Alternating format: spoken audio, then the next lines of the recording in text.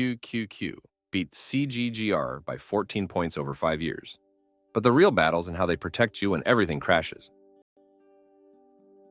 When markets crashed, CGGR's 29% drop was painful, but QQQ's 35% plunge hurt investors even more during the downturn. But here's where it gets interesting. We're comparing two growth funds head-to-head to see which actually delivers on those big return promises. Let's dive in.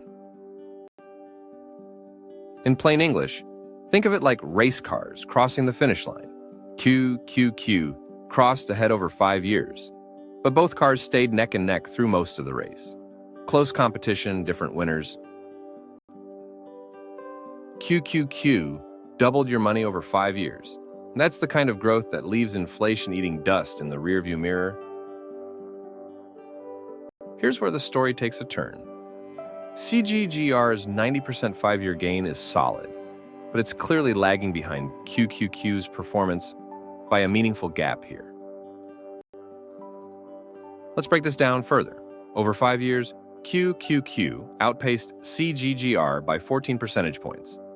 Not crushing it, but your wallet definitely notices that gap. In plain English, both climbed impressively over 5 years, but like reaching different mountain summits, QQQ ended up one ledge higher. Both delivered solid returns, just with QQQ slightly ahead at the peak. Now for the real question. QQQ's 136% return over 3 years means you more than doubled your money. That's the power of growth investing right there. Let's dig into the details. CGGR's 127% 3-year return is solid, but it couldn't quite keep pace with QQQ's performance during that stretch. Here's where things get revealing. QQQ's pulling ahead by 9 points over 3 years. That gap's consistent, showing up again and again across different time frames. In plain English, QQQ finished first in this 3-year race. But here's what matters. CGGR stayed right on its heels the whole way. Like racing athletes on the same course, one wins, but the other's no slouch. But wait, there's more to the story. QQQ's 21% gain shows tech stocks flexing their muscles. That's the kind of momentum growth investors dream about. Here's the thing, though. CGGR also delivered 20% returns over the same year, nearly identical short-term performance despite their different strategies. Let's take a closer look. QQQ's lead shrinks to just 1 percentage point over CGGR. The race is tightening fast in recent months. In plain English, over just 1 year, both funds basically tied, like race cars crossing the finish line, neck and neck. Short-term performance tells you almost nothing about which one's the better ride. But that's not the whole picture. CGGR's sharp ratio of 0.7 means you're getting better returns for each unit of risk taken, smoother gains, less drama. Let's see how this plays out. QQQ's sharp ratio of 0.6 means you're getting decent returns for your risk. But there's definitely room for improvement here. Here's what really matters. CGGR is hitting around 0.75, while QQQ lands near 0.65. That's more bang for your buck when you're taking on risk. In plain English, think of sharp ratio, like a car engine's fuel efficiency. CGGR squeezed more performance per gallon of risk taken, even though QQQ's engine ran faster overall. Better efficiency often beats raw speed. But hold on a second. CGGR's Sortino ratio hit 1.0 over 5 years. You're getting solid returns for each unit of downside risk you're taking. Let's unpack this a bit. All right, pause time. Who's your winner? Drop QQQ or CGGR in the comments below. Here's the key takeaway. QQQ's 0.8 Sortino ratio shows solid downside protection, but it's trailing behind CGGR's performance in managing downside risk over 5 years. Now let's flip the script. CGGR's Sortino ratio beats QQQ by 0.2 points. That edge means it cushions your downside better when markets actually drop. In plain English, the Sortino ratio is like walking a tightrope with extra padding below.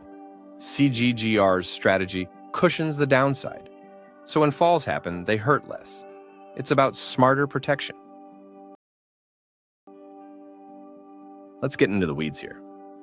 QQQ's fees are impressively low. Just 0.2% annually means you're keeping more of your NASDAQ gains each year.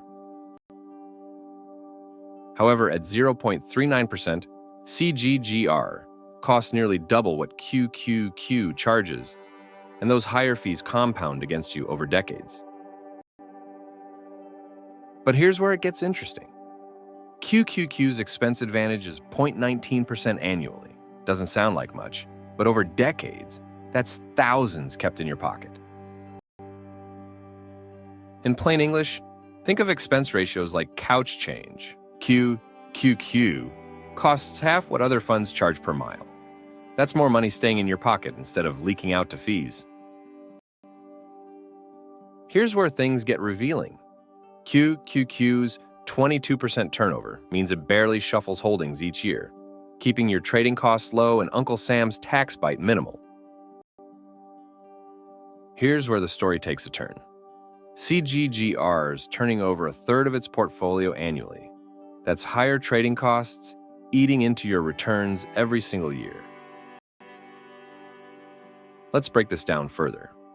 CGGR's 11-point higher turnover means you're facing more taxable events annually, extra capital gains that'll chip away at your returns.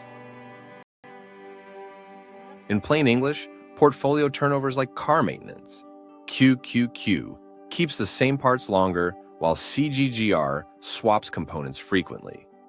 More swapping means higher mechanic bills eating into your returns. Now for the real question. CGGR's worst drop was 29% over 5 years.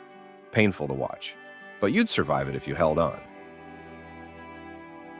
Let's dig into the details. QQQ's worst drawdown hit 35%. Painful, but 6 percentage points less brutal than CGGR when markets tanked hard.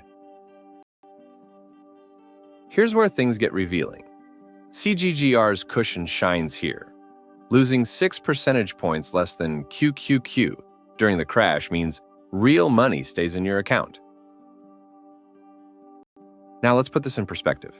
QQQ's delivered a massive 104% return, with rock-bottom costs at 0.2%. But CGGR's playing the efficiency game. Better Sharpe and Sortino ratios mean smoother gains with less downside pain, despite slightly higher fees. In plain English, when the market storm hit, both funds got absolutely drenched. But CGGR found slightly better shelter and came out less soaked than its competitor. That's what maximum drawdown reveals. Here's the thing, though. 405 days to recover, that's over a year of waiting, just to get back to break even. Patience tested. Let's take a closer look. CGGR took 413 days to bounce back, 8 days slower than QQQ. Recovery time matters when you're watching your money heal. Now here's where it gets tricky. Both funds take over a year to bounce back, 405 versus 413 days. You'll need serious patience when markets crash. Like a clock ticking away precious time, both funds need over a year to recover from major losses, each day marking slow progress back to financial health. Let's see how this plays out. Down 42% in QQQ's worst year. That's the price of admission if you're playing the tech-heavy game. Here's what really matters. CGGR's worst year, just a 16% drop. That's manageable pain compared to most funds during market chaos. Now let's connect the dots. CGGR's worst year lost just half what QQQ did. That 26-point cushion keeps you invested when others panic sell. In plain English, when the storm hit, both ships took damage. QQQ completely capsized and sank, while CGGR managed to stay afloat, battered, but still seaworthy. That's downside protection in action. Let's unpack this a bit. Over half your money's in one sector here. That's great when tech's winning, brutal when it's not. Here's the key takeaway. CGGR keeps a third in tech but spreads the rest across other sectors. Way more balanced than QQQ's tech-heavy tilt. Now let's flip the script. QQQ's loading up with 20 percentage points more tech than CGGR. That's doubling down on both the upside and the downside. In plain English, here's the pizza slice difference.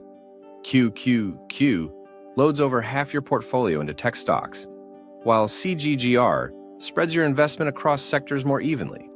Totally different approaches to diversification. Let's get into the weeds here. QQQ's nearly pure domestic focus means you're betting on America. Just 4% of your money ventures outside US borders here. Now let's shift gears and look at CGGR doubles down on global exposure with 8% international stocks. That's twice what QQQ offers for geographic diversification. But here's where it gets interesting. CGGR's got about twice the international exposure compared to QQQ. That's better global diversification if you're looking for worldwide growth.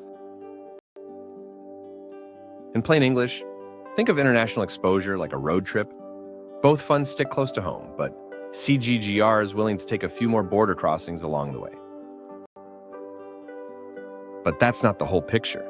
Half of QQQ's invested in mega caps now. That's massive concentration risk riding on just a handful of giant companies. Here's where the story takes a turn. CGGR's loaded nearly half its portfolio into mega caps now, basically matching QQQ's concentration at the top, which changes everything here. Let's break this down further. Both funds are practically twins here. QQQ at 50%, CGGR at 49% in mega caps. They're betting big on giants. In plain English, here's the smart play. Both funds stack half their money into mega cap stocks. It's like filling your biggest, strongest egg baskets first, keeping things stable and secure. Now for the real question. Investors are paying nearly $6 for every dollar of sales in QQQ. Classic growth stock premium territory here. Let's dig into the details. CGGR is trading at 4 times sales, cheaper than QQQ, which means you're getting more revenue per dollar you're putting in. Here's where things get revealing. QQQ's price to sales runs about 6 versus CGGR's 4. You're paying a premium for concentrated tech exposure here. In plain English, think of price to sales like searching for couch change. With QQQ, you're digging deep into expensive cushions for each revenue dollar. CGGR, you're finding way more change without breaking a sweat. But wait, there's more to the story. So which fund's right for you? QQQ for max gains, CGGR if you want growth with less pain during downturns. In plain English, QQQ's built for pure speed, maximum returns, but wild swings when markets turn. CGGR offers similar growth potential, but with built-in protection, like racing with better brakes installed for those sharp corners ahead. Here's the key takeaway. The legal stuff, do your homework, consult professionals, and invest responsibly always. Now, here's where it gets tricky. If you enjoyed this ETF breakdown, hit subscribe for weekly head-to-head fund comparisons. See you in the next battle.